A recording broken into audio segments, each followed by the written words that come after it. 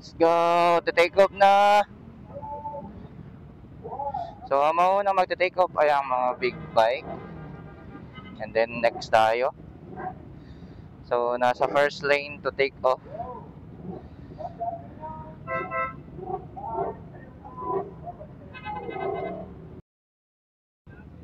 Sana'y maging ligtas po lahat ng mga loopers ng Loop de Tarlac. Tapos ganyan yung view. Yay ka, tapos ganyan yung view. Oh. Ang ganda.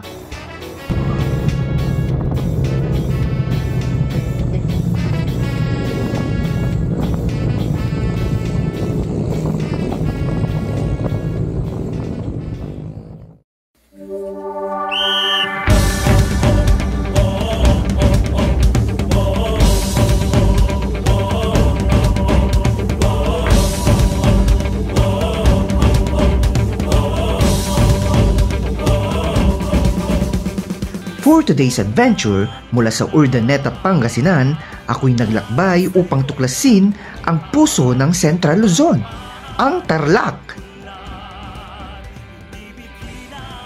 Sa pamamagitan ng Loop de Tarlac, ating tutuklasin ang natatanging ganda at kasaysayan ng Tarlac. Tara, explore natin ang probinsya ng Tarlac.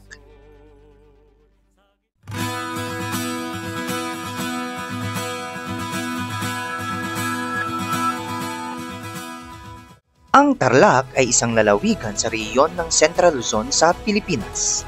Ang pangalan nito ay nagmula sa salitang Mala-Tarlac, isang uri ng damong ligaw na sagana noon sa lugar. Bago pa man dumating ang mga Kastila, ang Tarlac ay tahanan ng mga Katagalugan, Kapampangan at Pangasinense. Dahil sa pagiging sentro ng Luzon, naging lugar ito ng kalakalan at palitan ng kultura. Noong 1874, opisyal na naging hiwalay na ang lalawigan ng Tarlac mula sa Pampanga at Pangasinan. Handa ka na bang bumiyahe? Tara na at sabay-sabay nating tuklasin ang mga natatagong ganda, kasaysayan at photo-perfect spots ng probinsyang Pusong Makabayan. Ito ang Loop de Tarlac, isang adventure na siguradong ikaw ay mamamangha. Inyong saksihan ang aking journey.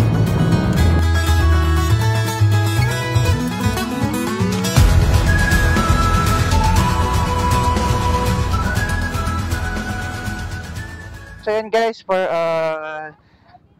tapos na tayo, ready na. So tapos na tayo sa first photo ops.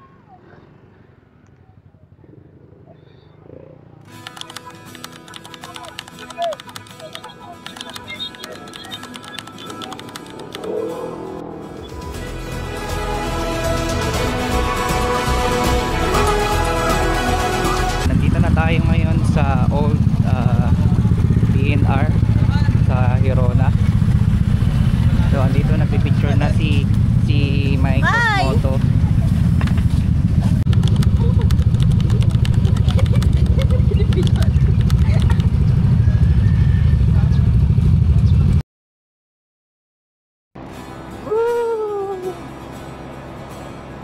Grabe naman yan. Ang ganda. Dito tayo sa welcome to Anao Arc. So ang Anao is the ilang capital of Tarlac. So thank you sa ating mga kapulisan na tumutulong para maging maayos yung event na to. So alis na tayo. So pupunta na tayo sa next destination natin.